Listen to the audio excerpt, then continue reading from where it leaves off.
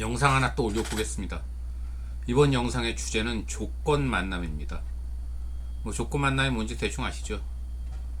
인터넷 같은 걸 통해서 모르는 남녀가 돈 주고받기로 하고 서로 성관계 맺기로 하는 거죠. 그러니까 일종의 성매매인데 업소 가서 하는 게 아니라 그냥 본인들끼리 이제 자체적으로 하는 거죠. 조건 만남.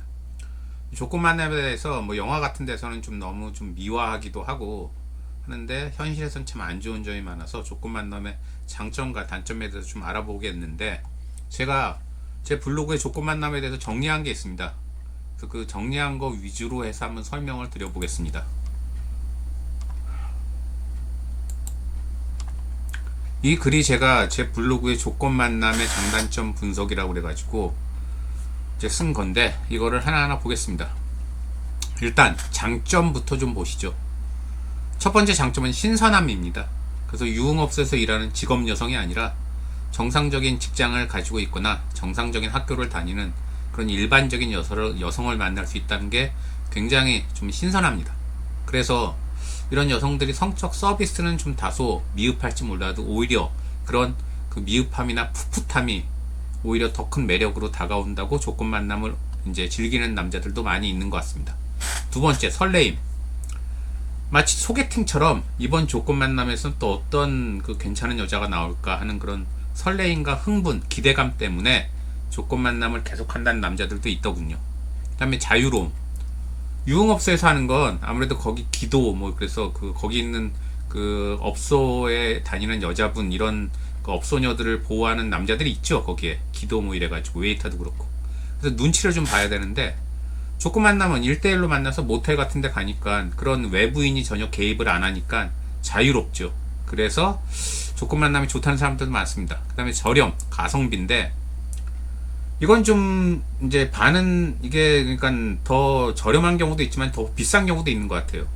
그래서 업소녀, 그래서 유흥업소, 직업적으로 유흥업소에 다니는 여성들이 아닌 여성들은 아주 저렴하게 조건 만남에서 그냥 용돈 정도 벌어가려고 저렴하게 조건 만남에서 돈을 요구하기도 하지만, 또 일부 여성들은 굉장히 외모가 괜찮고 본인한테 자신감 있는 여성들은 조건 만남 하면서 굉장히 많은 돈을 요구하기도 해요. 그런데 그 남자들이 또 그렇게 괜찮은 여자한테 뿅 간 경우에는 앞에서 바로 얘기한 설레이는 거, 자유로움, 신선함 이런 것 때문에 그 큰 돈을 쓰기도 합니다. 조건 만남이 업소에 갈 때보다 돈이 적게 드느냐, 그거는 꼭 그런 건 아닌 것 같은데 어쨌든 저렴할 수도 있다는 거. 그 다음에 이제 다섯 번째 마지막 그 장점은 사랑. 그래서 이건 영화에서나 발생할 것 같지만 의외로 또 있는 경우도 있는 것 같아요. 흔하진 않지만. 그래서 그 조건 만남은 아무래도 일반인끼리 만나는 경우가 많으니까, 그래서 성행위 전후나 끝나고 나서 세상사 일상 얘기를 하면서 그러면서 또 서로 간에 호감을 느끼면 사랑에 빠질 수도 있잖아요. 그래서 그게 좀 이상하다고 볼 수도 있지만, 사랑이라는 게 꼭 제대로 된 미팅이나 소개팅을 통해서만 이루어지는 게 아니라 어쨌든 과정이 어쨌든 사랑하면 되는 거니까 그걸 꼭 나쁘게만 봐야 되느냐, 그거는 좀 아닌 것 같습니다. 근데 이제 단점으로 가죠. 단점의 첫 번째, 꽃뱀입니다. 꽃뱀. 그래서 조건 만남에서 가장 문제가 되는 게, 조건 만남 끝난 다음에 이제 남자 신상 같은 걸 몰래 알아내고 협박하는 거죠. 당신이 성매매한 걸 알리겠다. 그래서 남자가 예컨대 직업이 좋은 경우, 특히 공무원이나 학교 선생님 이런 경우는 그런 성매매 같은 게 알려주면 바로 큰 타격을 보기 때문에 파면, 해임 등이 될 수 있기 때문에 이제 협박 때문에 미치죠, 사람들이. 그리고 그냥 단순한 그 성매매 협박만이 아니라 남자가 잘 안 넘어가면은 그 안에서 내가 하지 말라고 그랬는데 너가 나를 성폭행했다, 성추행했다, 고소할 거다, 이런 식으로 아주 그 무고까지 하는 경우도 있습니다. 그러면 그런 경우에 그 여자들도 처벌받는 거 아니냐 그러는데, 일부 여자들은 성매매로 그래 내가 처벌받을게, 근데 너는 더 큰 그 피해를 봐라. 그래서 참고로 얘기하면은요, 성인 간 성매매는 성범죄는 아닙니다. 여기서 말하는 성범죄란 건 취업 제한 이런 것들이 붙는, 부가 처분이 붙는 그런 아주 중대한 성적인 범죄를 얘기하는 거고, 성인 간 다 큰 어른 사이의 성매매는 성범죄는 아니기 때문에 일반 범죄입니다. 그래서 부가 처분 같은 거 붙지 않고, 미리 말씀드리지만 한두 번 정도 걸리는 거는 그냥 교육받는 거 조건으로 교육 조건부 기소유예로 그냥 가볍게 처벌하는 경우가 대다수라는 거 말씀드리고, 그런데 어쨌든 이런 성인간 성매매인 경우에도 나는 그래, 성인간 성매매로 해서 여자가 예컨대 꽃뱀인 여자가 가볍게 난 처벌 받을 거야. 단 너는 내가 성폭행, 성추행으로 고소해서 너는 꼭 성범죄자 만들어 줄 거야. 이래버리면 굉장히 골아프죠. 성범죄는 여러분도 아시겠지만 굉장히 사회적으로 지탄을 받고, 아까 앞에서 얘기한 뭐 취업 제한, 신상 공개, 신상 고지, 신상 등록, 이런 부가처분이 붙을 수 있기 때문에 한마디로 사회에서 낙인이 찍힙니다. 그래서 일단 그걸로 전과가 생기면은 취업도 힘들고 결혼도 힘들다고 봐야 돼요.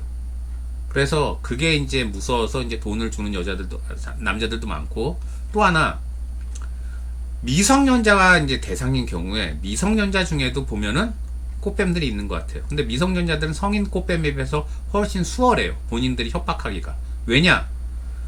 나중에 경찰에서 이제 미성년자한테 너도 성매매 했지 이런 경우에도 아무리 성매매 사실이 인정돼도 미성년자인 여성은 처벌이 안 됩니다. 법이 그렇게 돼 있어요. 그래서 미성년자인 여성은 돈을 받고 성을 팔아도 처벌이 안 되고 남자만 처벌됩니다. 남자는 이제 앞에서 얘기한 대로 미성년자 대상 그 성매매로 이제 처벌을 받는데, 성인 간 성매매는 별로 그렇게 중하게 처벌 안 된다고 제가 말씀드렸잖아요. 그런데 미성년자 대상 성매매, 미성년자를 돈 주고 샀다, 이거는 엄청난 성범죄고, 이거는 굉장히 그 남자 인생을 거의 잡아먹습니다. 이거는 성범죄이기 때문에. 그래서 이게 무서워서 돈 주고 그냥 합의하려면 돈 주고 넘어가려는 남자들도 많고, 또 하나 미성년자는요, 또 하나 미성년자 건드리면 안 되는 게, 성인 간에는 예컨대 이런 경우 한번 생각해봐요. 인터넷으로 어느 날 술 먹고 그냥 미쳐가지고 성매매를 하기로 했어요. 그래서 어떤 여자랑 성인이다, 그래서 서로 성인 합의했고 성인인 거 확인하고, 그래 어서 만나서 하자, 그래서 돈을 들고 가다가 갑자기 술도 깨고 나니까 왠지 하기가 싫어졌어요. 내가 이게 뭐 하는 짓인가. 그래서 그냥 돌아왔어요. 그랬더니 그 여자가 이제 서로 연락처 주고받았는데, 그 여자가 전화가 와서 너 왜 안 오냐, 약속 어겼냐, 막 승질을 막 내요. 그러면서 뭐 신고한다 그래요. 근데 그 경우는 신고를 해도 아무런 처벌을 안 받습니다. 왜냐하면은 성인 간 성매매는 하려고 그러다 안 했어도, 하려고 그러다 안 한 경우에 미수로 보질 않아요. 그래서 미수죄가 없어요. 성인 간 성매매는 아예 미수로, 그걸 미수인 행위를 죄로 본다, 이런 규정이 없기 때문에 그냥 하려다가 안 하면 그냥 끝이에요. 그걸로 처벌 안 받아요. 근데 미성년자가 상대이면 똑같은 경우에 미성년자 대상으로 성매매 하기로 합의하고 가다가 돌아왔어요. 이런 경우에 처벌 받을까요, 안 받을까요?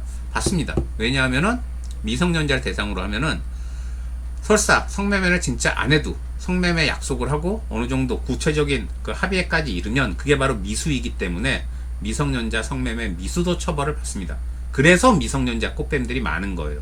그래서 미성년자들 중에 이런 걸 아는 이제 애들은, 당신 설사 성매매를 안 해도 미수로 처벌받을 수 있다, 그리고 당신 성매매 한 거 들통나면은 당신은 성범죄자가 된다. 일반 성인 간 성매매와는 다르게 미성년자 대상으로 성매매 한 거는 빼도 박도 못하는 성범죄다. 그리고 미성년자인 나는 처벌 안 받는다.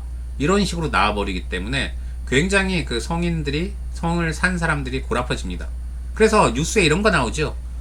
그 성매매 하러 갔는데 그 몰랐는데 상대가 미성년자였는데 갑자기 그 남자친구라는 애들이 막 나와가지고 쇠파이프나 강목 들고 그 남자 때리고 핸드폰 뺏고 협박해서 돈 막 은행에서 막 그 돈 인출하고 이런 얘기들 나오죠. 그게 다 지금 얘기한 것들, 미성년자 상대로 하면은 무조건 미성년자가 유리하고 성인들이 불리하고 미수도 처벌받고, 그렇기 때문에 미성년자들이 그렇게 강목 가지고 그런 행동까지 하는 겁니다. 물론 그렇게 강목 가지고 때리고 한 거는 별개로 처벌받을 수 있죠. 하지만 신고를 못하죠, 대부분. 왜? 그 신고했다 걸리면은 본인이 미성년자 대상으로 성범죄를 저지르려고 미수를 저질렀거나 아니면 기수, 이미 성매매를 했을 경우에는 바로 빼도 박도 못하는 성범죄자가 되기 때문에 신고를 못하죠. 그래서 강목들이 많습니다. 그래서 어쨌든 그 조건 만남의 가장 안 좋은 점은 이런 꽃뱀 이거 같아요. 그래서 이거 좀 주의하시고, 그 다음에 성병. 또 이런 사람들 있어요. 미성년자, 유흥업소는 더럽다. 유흥업소 여자들은 막 불특정 자수랑 여러 명이랑 하는데, 일반인들은 성매매 그 조건 만남 해봐야 몇 명이랑 하겠냐. 그러니까 오히려 그 일반인들이 굉장히 깨끗하니까 성병에서 자유롭다. 그래서 심지어 콘돔도 막 안 쓰고 조건 만남을 하는데, 이것도 반은 맞고 반은 틀리는 얘기입니다. 예컨대 남자친구도 없고 진짜 조건 만남도 거의 안 하는 일반인 여자라면 이 말이 맞겠죠. 하지만 또 이런 여자들도 있잖아요. 골프 타면 남자 바꿔가고 남자친구 계속 바꾸고, 그리고 또 남자친구 있는데도 클럽 같은 데 가서 원나잇 막 하고, 이런 여자들은 어찌 보면은 유흥업소 여자보다도 더 위험해요. 성병 차원에서. 왜냐, 유흥업소는 여러분 아시겠지만 보건증 만들어야 되고 주기적으로 성병 검사를 해야 거기서 일할 수 있습니다. 그런데 일반인 여자들은 성병 검사 의무가 없으니까 그냥 본인이 증상 없으면 성병 검사 안 받는 여자들도 많이 있어요. 근데 그 여자 몸에 무슨 병이 있을지 어떻게 알아요? 그래서 유흥업소에 갈 때는 오히려 좀 위험할 수도 있으니까 꼭 콘돔 쓰던 사람이 그 조건 만남할 때는 일반인 대상으로 깨끗할 거라고 생각하고 콘돔 안 썼다가 위험한 병도 많이 걸립니다. 그래서 뭐 요즘 의학이 발전해서 웬만한 병은 고친다고 하지만 에이즈는 못 고치죠. 에이즈 못 고치고 평생 약 먹어야 되고. 그리고 굉장히 이제 힘들죠. 어쨌든 에이즈 환자라고 해서 차별하면 절대 안 되겠지만 사회적인 낙인은 아직도 있잖아요. 그리고 매독도 물론 치료는 가능하다고는 하지만 굉장히 무서운 병이고, 진짜 그거 걸리면은 굉장히 그 아프다는 페니실린 주사도 맞아야 되고, 아주 재수가 없으면은 재발도 한다고 합니다. 아주 재수가 없으면.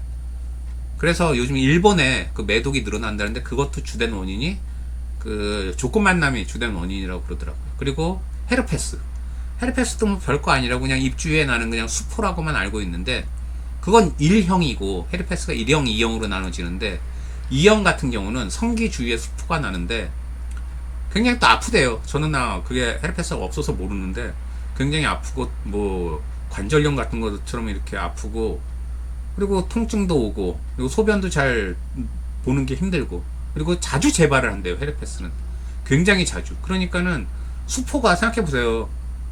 그 여드름 같은 건데 굉장히 좀 어찌 보면은 좀 뭐라 그러죠, 징그러운 것들이 피부에 막 생기는데 기분이 좋겠습니까? 근데 그게 또 사람이 잘 보는 입술 같은 데 생기면 대인관계, 회사 가고 이럴 때 굉장히 힘들잖아요. 그래서 헤르페스도 굉장히 무서운 병인데, 헤르페스는 불치입니다. 고칠 수 없어요. 그거는 뭐 아시클로바 이런 걸로 해서 잠시 증상을 완화는 시킬 수 있는데 그게 완화가 안 되는 사람들도 많이 있더라고요. 그래서 이런 성병들도 굉장히 무서우니까는요, 이런 것도 조건 만남에 안 좋은 점이고, 그 다음에 도덕적 비난. 우리가 예컨대 술 먹고 업소 갔다 이런 경우는 걸려도 아이 그래 술김에 그럴 수도 있지, 뭐 살다 보면 그럴 수도 있지 이러면서 넘어가 주기도 하죠. 하지만 술집에 가서 뭐 그런 게 아니라 맨정신에 인터넷으로 일반인이랑 조건 만남을 했다 이런 게 알려지면은 대부분 사람들 손가락질하죠. 굉장히 좀 도덕적으로 문제 있다고. 그래서 그 조건 만남에 대해서는 도덕적 비난이 많이 따른다는 거 주의하시고, 특히 유부남들이 조건 만남했을 경우에는 굉장히 사회적으로 인격살인 가까운 이제 대전만이 이제 그 사람을 기다리고 있다는 거 말씀드리고, 그 다음에 이제 미성년자와의 만남 가능성. 아까 그 제가 미성년자 상대로 한 조건 만남 성매매는 굉장히 위험하다고 여러 가지 말씀드렸는데, 그럼 난 미성년자 안 만날 거야. 미성년자 상대 안 하면 되잖아. 이렇게 생각하시는 분도 계시는데, 또 이런 미성년자들이 있어요. 미성년자라고 하면 성인들이 안 만나주니까 성인이라고 거짓말을 합니다. 그 다음에 이제 약속 장소 나가요. 나갈 때는 좀 이제 성인인 척 이제 좀 꾸미고 나가죠. 그러면은 그 상대방 입장에서 아리까리 할 수도 있죠. 미성년자 같기도 하고 아닌 것 같기도 하고. 근데 성욕에 지금 막 이렇게 온몸에 붙어 있고 뇌의 99%가 성욕이 그 뇌를 완전히 좌지우지하고 있는데, 꽉 채우고 있는데 거기서 그런 거 따지겠습니까? 당장 눈앞에 이쁜 애가 있는데. 그러면 그냥 속으로 아이 그래 미성년자 아닐 거야, 성인이라고 그랬잖아. 혼자 그 믿고 싶은 건 믿고 바로 손잡고 모텔 갔다가 이제 재미 보는 거죠. 그런데 문제는 그리고 나서 이제 미성년자라는 게 밝혀졌을 경우에 어떻게 하느냐. 나는 분명히 채팅 이런 데서 미성년자랑은 안 만난다고 그랬고 상대방이 미성년자 아니라고 그래서 만난 거다. 이거는 그러니까 미성년자 성매매가 아니다, 고의가 없었다 이렇게 주장을 할 수가 있는데, 이런 경우 왕왕 이제 판검사들은 어떻게 보냐면요, 미필적 고의를 봅니다. 그래서 아무리 상대가 성인이라고 했어도 딱 봤을 때 미성년자 분위기가 풍기면 미성년자 아닐까 의심도 해야 되고 알아봐야 되는데, 그거를 전혀 안 알아보고 그냥 상대 말만 믿었다. 이거는 미필적 고의. 그냥 본인이 보고 싶은 것만 본 거고 솔직히 고의라고 볼 수도 있다. 그러니까는 이거는 미성년자 성매매로 봐도 된다. 이게 우리나라 법원 그리고 검찰의 입장입니다. 그래서 진짜 누가 봐도 쟤는 성인이야, 얼굴이 진짜 조숙한 애들 있죠, 누가 봐도 성인이야 이러면 또 얘기가 달라져요. 누가 봐도 성인이야. 그러면 쟤는 누가 봐도 성인으로 보이니까 제가 성인이라고 했으면 진짜 성인이라고 믿을만 하네. 이런 경우는 이제 빠져나갈 수가 있겠죠. 하지만 좀 애낀 얼굴 아니면 좀 미성년자 틱한 얼굴 이런 경우는 빠져나가기가 힘들고 그 입증하기가 굉장히 힘들어요. 변호사비도 천문학적으로 들고. 그러니까는 미성년자랑 만나면 일단 굉장히 골 아프기 때문에 아까 얘기한 그런 여러 가지 문제점, 미수범 문제점 이런 것들도 있기 때문에 미성년자를 만나지 말아야 되는데 미성년자들이 거짓말하고 나올 수도 있다는 점, 이것도 조건 만남에 굉장히 위험한 점이고요. 그 다음에 경찰의 함정수사. 경찰이 그 성매매 할 것 같은 여자인 척하고 남자랑 인터넷 하다가 이제 그 자리에 나가가지고 조건 만남하는 자리에 나가서 철커덕 수갑 채우기도 하고 아니면 거꾸로 남자인 척하고 조건 만남 그 인터넷 사이트에서 채팅하다가 여자랑 약속 잡고 나가서 그 여자한테 철커덕 수갑 채우기도 합니다. 그런데 왕왕 이런 경우는 이제 아까 말씀드렸잖아요. 성인 간 성매매는 미수는 직접 진짜 성매매를 하면 돈 받고 성행위까지 다 이루어지는 그 행위가 기수가 되기 전까지 미수일 때는 처벌 안 한다고 그랬죠. 그러니까 주로 이 경찰의 함정수사는 주로 언제 이루어지냐면요, 미성년자인 척 하는 경우가 많이 있는 것 같아요.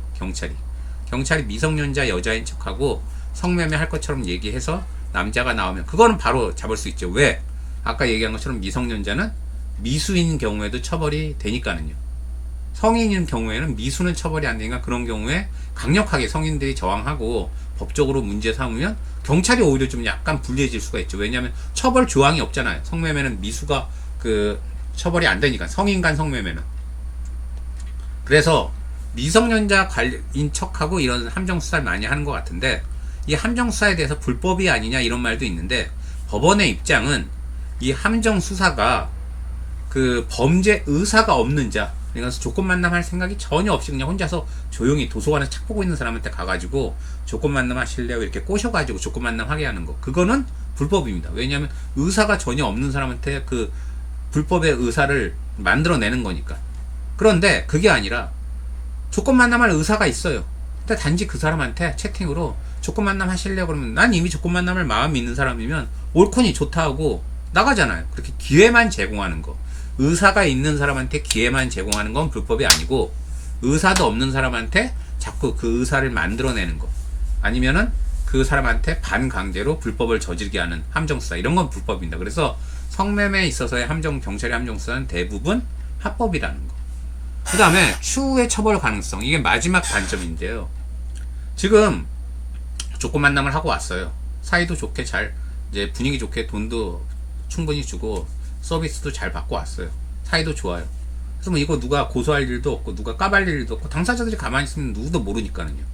그래서 이제 그리고 몇 달간 잘 지내다 이제 헤어졌어요. 좋게. 그러면 완전히 이제 그 건은 잠잠해진 건가요? 아니죠. 왜냐하면 조건 만남 같은 경우는 하던 여자들이 계속해요. 물론 하던 남자들도 계속하지만. 근데 그러다가 이제 어떤 여자가 잡혔어요. 특히 미성년자 같은 경우가 잡혔어요. 그러면 경찰 입장에선 그 미성년자 성매매 같은 경우는 쉽게 말해서 경찰의 인사고과 점수가 높습니다. 이거는. 그래서 경찰로서는 중요한 사건이에요. 그러면 그 여학생은 어떻게든지 잘 이제 얘기를 해가지고 조건 만남 누구랑 했냐. 아니면 핸드폰만 봐도 다 알잖아요. 요즘은 카톡이나 이런데 과거 대화방 다 있으니까 그걸 일일이 삭제하지 않는 한 대화방이 다 남아있으면 거기 대화방에 들어왔던 남자들은 용의자라고 볼 수가 있죠. 그래서 일단 조건 만남을 한번 하고 나면은 그 여자가 진짜 그 상대방 이름을 완전히 전화기에 삭제하지 않는 한 전화기에 남아있잖아요. 그럼 대화 같은 게 남아있으면 몇 달 뒤, 심지어 재수 없으면 몇 년 뒤에도 경찰에서 연락이 올 수가 있어요. 당신 몇 년 전에 누구 만나지 않았냐? 핸드폰에 증거 있다. 경찰 와서 조사받아라. 이러면 진짜 고라파십니다. 그 마치 그 뭐죠? 고구마 줄거리 캐듯이 그 핸드폰에서 계속 잡아 당기면 그 과거에 그 여자가 조건 만남한 남자들이 줄줄줄줄 그 카톡에서 나오니까 경찰은 좋죠. 자기네 인사고과 점수 올리고 범인 많이 잡고. 그래서 경찰들이 이런 건 열심히 조사합니다. 그래서 조건 만남은 이런 추후의 처벌 가능성도 있다는 거 말씀드리고, 여기까지 제가 이제 설명을 했는데 듣고 나니까 무슨 생각 드세요? 아무리 뭐 조건 만남이 주는 장점도 있겠지만 사랑 뭐 설레임, 단점이 너무 크지요. 특히 미성년자 만나거나 이러면 인생 진짜 피곤해집니다. 그러니까는 조건 만남 같은 거 절대 하지 마시고 그냥 정상적인 여자를 만나시는 게 가장 좋지 않나 하는 생각에 말씀드리고, 그 다음에 기후에서 몇 가지만 정리하자면, 저는 조건 만남 한 적 없어요. 저는 제 주위에 그냥 어찌어찌 한 다리 건너 두 다리 건너 이런 걸로 문제된 사람들, 아니면 이런 거 했던 사람들, 그런 사람들한테 술김에 그런 사람들이 떠드는 거 듣고서 제가 그리고 나름 정리한 거 가지고 이제 정리를 한 거고, 이제 제가 이렇게 얘기한 거에 대해서 조건 만남이 좀 너무, 이거는 좀 뭐라고 그러죠? 이거는 좀 건전한 대화가 아니다, 건전한 주제가 아니다, 뭐 그러면서 저를 비난할 분도 계시는데, 그렇다고 제가 뭐 지금 불법을 얘기한 건 아니잖아요. 조건 만남을 하자 이게 아니잖아요. 조건 만남을 하지 말자는 얘기에서 제가 하는 거고, 단순히 하지 말자가 아니라 이러이러한 단점이 있고 장점은 이런 게 있는데 단점이 장점보다 너무 크고 하니까 하지 말자, 이걸 얘기하는 거니까 그 오해는 하지 말아 주시고 너무 비판하지 말아 주십시오. 그리고 하나만 더 말씀드리면은요, 성범죄 같은 경우에 성범죄 그 법에 보면은 성범죄가 있는데, 성범죄 특별법 뭐 이런 거에 보면은 성범죄 정의가 나오는데, 성범죄로 유죄를 받으면은요, 요즘같이 취업이 어려운 때 취업 제한도 될 수 있고, 좀만 더 아까 설명한 걸 구체적으로 얘기하면은 경찰서에 1년에 한 번 이상 가가지고 나 성범죄 안 저지르고 잘 살고 있다, 이거를 경찰에 신고하고 사진도 찍고 해야 되는 그런 개망신도 당해야 되고, 그거를 한 10년을 해야 됩니다. 최소 10년. 그리고 너무 열정적인 경찰관 분들은 가끔 이 사람 집이나 직장으로도 찾아온대요. 진짜 이 사람이 이 집에서 살고 이 직장에서 착하게 사는지 확인하려고. 그러니까 성범죄자인 게 알려지면 진짜 개망신인데, 경찰이 찾아온다 그러면 진짜 스트레스 받겠죠. 그거를 10년을 해야 되니까 정말 힘든 겁니다. 그리고 성범죄 중에 굉장히 중한 범죄, 뭐 미성년 대상이나 이런 걸로 걸리면 이제 그래서 판사가 이 사람은 좀 이제 문제가 있다 그러면 신상 공개, 신상 고지도 되는데, 신상 공개는 여러분 뭐 여성가족부 그 홈페이지 들어가거나 아니면 여러분 앱에서 그 성범죄자 알림이라는 그 앱을 검색하시면, 뭐 구글의 플레이스토어나 애플도 앱 다운받는 데 있잖아요. 거기서 이제 다운받아서 여러분이 신상 확인하고 이제 들어가면은 전국 어느 동네 어디에 어떤 성범죄자가 있는지가 이름, 뭐 그 나이, 그리고 사진, 그리고 구체적인 성범죄 전과까지 해가지고 너무너무 자세히 나와요. 동네마다 어떤 성범죄자가 있는지가 너무너무 자세히 나오니까 동네에서 얼굴을 들고 못 삽니다, 쉽게 말해서. 그리고 이게 신상 공개고, 신상 고지 같은 경우는 성범죄로 유죄 판결 받으면은, 그래서 이제 중한 범죄라 판사가 신상 고지도 해라 그러면은 그 사람이 살고 있는 집에서 반경 3km인가 뭐 그 동네에 있는 어린이집, 학교 뭐 이런데 그 사람이 이러이러한 당신네 집 근처에 이러이러한 성범죄자가 산다는 게 그 성범죄자 이름이랑 사진이랑 해가지고 다 그 집에 갑니다. 그 학교 같은데 애들이 있는 집에. 그래서 이런 성범죄자가 사니까 주의하라고. 그러니까 동네에서 얼굴 팔려서 못 살아요. 그래서 성범죄자가 되면은 지금 한국 사회에서는 쉽게 말해서 그냥 인생 끝납니다. 사회적인 매장이에요. 그러니까는 그 아무 생각 안 하고 그냥 조건 만남, 풋풋한 여대생이랑 한번 즐겨보겠다고 조건 만남 하려다가 이상한 미성년자 만나가지고 성범죄자 되면은 인생 완전히 끝장나고, 성범죄자랑 같이 살고 싶은 여자도 없겠죠. 그리고 성범죄자 부모를 두고 싶은 아이들도 없겠죠. 그럼 가족한테도 버림받아요. 그러니까 조건 만남을 절대 하지 마시라는 거. 그래서 이거는 제가 이제 마지막에 이제 장면 전환해서 얼굴 보면서 이제 말씀드리는데, 어쨌든 성범죄자 그런 게 무서우니까 조건 만남 하지 마시라는 거 다시 말씀드리면서 조건 만남과 관련된 정리는 끝내도록 하겠습니다. 예, 감사합니다.